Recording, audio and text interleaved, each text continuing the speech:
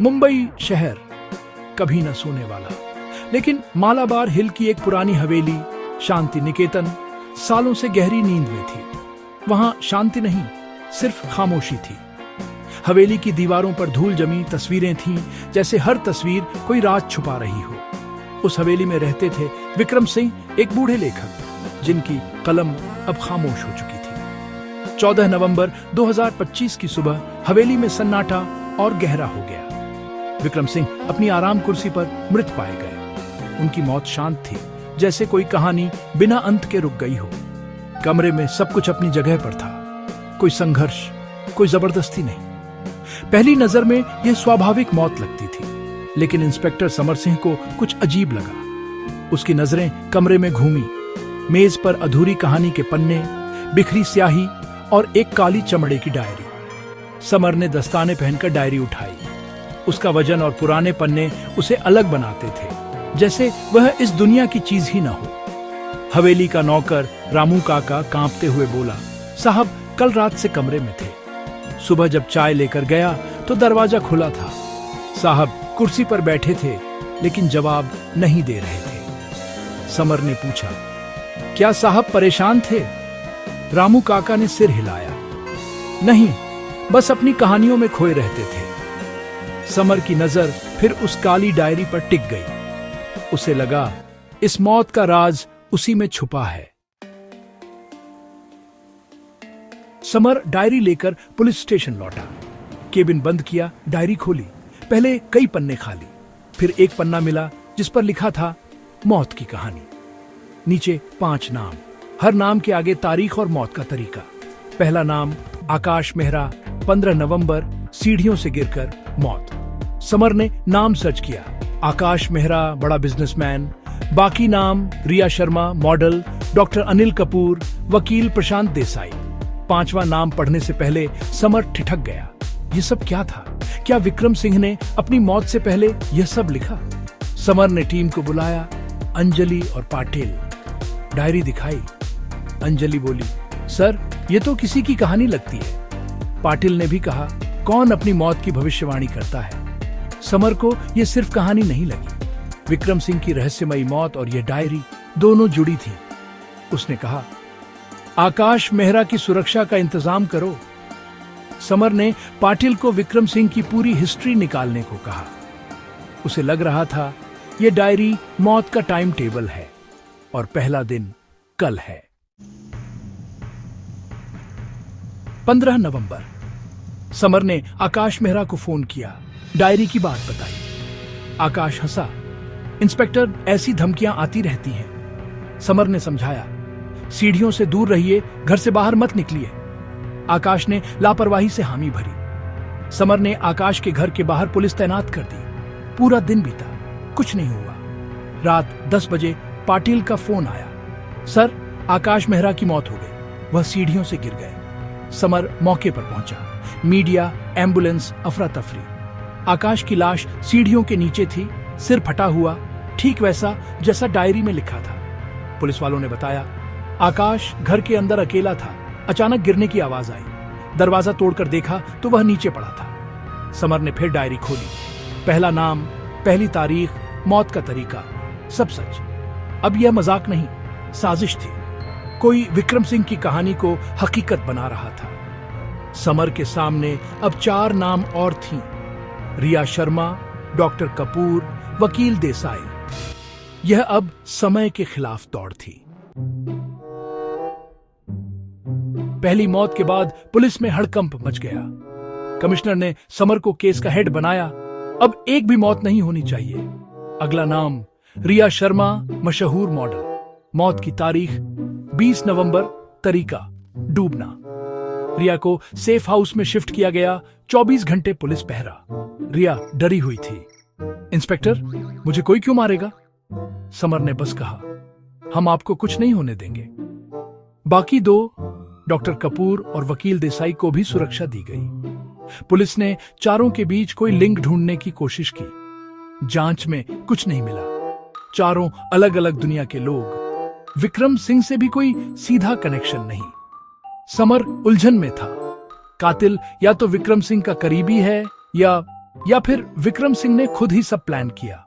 लेकिन मरा हुआ आदमी कत्ल कैसे कर सकता है? समर को लग रहा था यह पहेली जितनी दिखती है उससे कहीं ज्यादा गहरी है। 20 नवंबर। रिया शर्मा सेफ हाउस में थी। पुलिस पहरा खड़ा।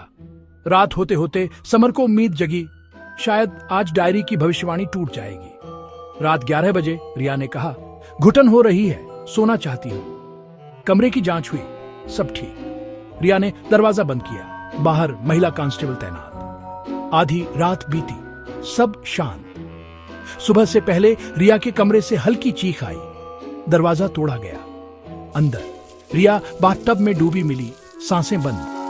पुलिस की कड़ी सुरक्षा के बावजूद कातिल जीत गया। फोरेंसिक रिपोर्ट, रिया को नींद की दवा दी गई थी, शायद पानी में। बेहोशी में बाथटब में डुबोया गया। कोई समझ नहीं पा रहा था, कमरा अंदर से बंद, खिड़कियां बंद, कातिल कहां से आया? पुलिस की हार थी। अब सिर्फ 2 नाम बाकी, डॉक्टर कपूर और वकील देसाई। मीडिया पुलिस का मजाक उड़ा रही थी। समर डायरी को घूरता रहा, हर नाम, हर तारीख, हर तरीका। उसे लग रहा था कोई सुराग छूट गया है। 2 मौतें, दोनों डायरी के मुताबिक। समर बार बार हवेली गया, हर कोना, हर कागज, हर किताब खंगाली। विक्रम सिंह की पत्नी की मौत सालों पहले हो चुकी थी। उनका बेटा आदित्य, जो खुद लेखक बनना चाहता था, लेकिन पिता जितना सफल नहीं हो पाया। पिता पुत्र के रिश्ते अच्छे नहीं थे। आदित्य अलग रहता था और पिता से दूरी बनाए हुए था। समर ने आदित्य से पूछताछ की। उसकी बातों में बेरुखी थी जो समर को खटक गई। समर ने चारों पीड़ितों की पुरानी जिंदगी खंगाली। तब एक धागा मिला। 10 साल पहले एक hit and run case. Car चला रहा था आकाश मेहरा, साथ थी रिया शर्मा। डॉक्टर कपूर ने झूठी मेडिकल रिपोर्ट बनाई। वकील देसाई ने केस लड़ा। मरने वाली शालिनी सिंह, विक्रम सिंह की पत्नी, आदित्य की मां। समर की आंखों के सामने पूरी तस्वीर साफ हो गई। यह बदला था एक बेटे का अपनी मां के लिए। मकसद साफ था। आदित्य अपनी मां के गुनहगारों को सजा दे रहा था, अपने पिता की अधूरी कहानी को असलियत बना रहा था। समर को याद आया, विक्रम सिंह की मेज पर अधूरी कहानी के पन्ने थे, नाम था इंसाफ। ठीक वैसी ही हत्याएं। विक्रम सिंह ने अपनी पत्नी की मौत के बाद यह कहानी लिखनी शुरू की थी, लेकिन पूरी नहीं कर पाए।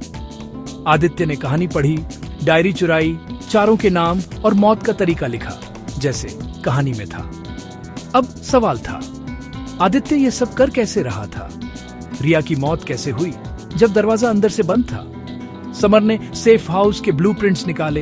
एक छुपा हुआ सर्विस शाफ्ट था जो बाथरूम से जुड़ा था। आदित्य ने उसी का इस्तेमाल किया। उसने रिया को बेहोश किया, बाथटब में डुबोया और शाफ्ट से निकल गया। सब कुछ बारीकी से प्लान किया गया था। अब समर के पास मकसद भी था, तरीका भी। कातिल आदित्य। अब उसे रंगे हाथों पकड़ना था। अगला नाम डॉक्टर अनिल कपूर। तारीख 25 नवंबर। तरीका झर। डॉक्टर को अस्पताल के प्राइवेट वार्ड में रखा गया। हर चीज की जांच के बाद ही दिया जाता। समर खुद वार्ड के बाहर बैठा था। आधी रात को फायर अलार्म बजा। अफरा तफरी मच गई। समर समझ गया यह आदित्य का प्लान है। वह भागा, डॉक्टर कपूर के कमरे में गया।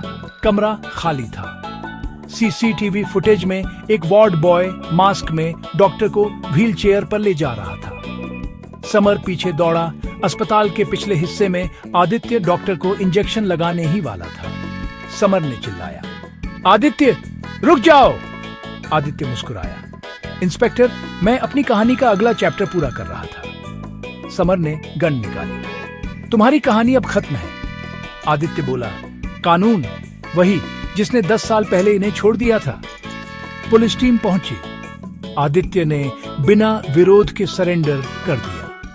रंगे हाथों पकड़ा गया। आदित्य पकड़ा गया। केस सुलझ गया। मीडिया में समर की तारीफ, डिपार्टमेंट खुश। डॉक्टर कपूर और वकील देसाई बच गए। समर ऑफिस में बैठा, सामने वही काली डायरी। केस फाइल बंद की, लेकिन बेचैनी थी, जैसे कुछ अधूरा हो। उसने डायरी पलटी। पहले 2 नाम कटे हुए, बाकी बचे। फिर एक आखिरी पन्ना दिखा जो पहले नहीं दिखा था। उस पन्ने पर सिर्फ एक नाम, आज की तारीख और मौत का तरीका, एक अनसुलझी पहेली। वह नाम था इंस्पेक्टर समर सिंह। समर की सांसें थम गई। आदित्य ने गिरफ्तारी के वक्त कहा था, कहानी अभी खत्म नहीं हुई इंस्पेक्टर। समर अकेला था। रात का वक्त। डायरी की हर भविष्यवाणी सच हुई थी। क्या यह भी होगी? समर ने गन देखी, फिर डायरी का आखिरी पन्ना। कहानी का अंत अभी बाकी था, और अब वह खुद उस कहानी का मुख्य किरदार था।